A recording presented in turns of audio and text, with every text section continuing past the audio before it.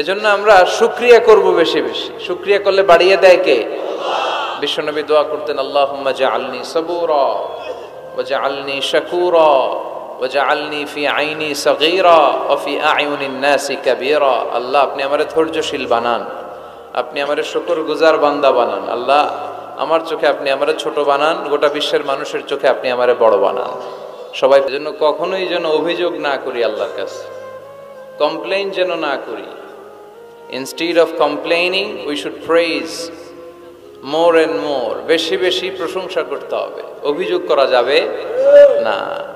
অনেকের অনেক দুঃখ, অভিযোগ, আল্লাহ আমারে এটা দিল না, ওইটা দিল না, আমার পাশে সে বড় হয়ে গেল, ও চাকরি পেয়ে গেল, ও ব্যবসায় উন্নতি করলো, ও ভিসা পাইলো, আমি পাইলাম না।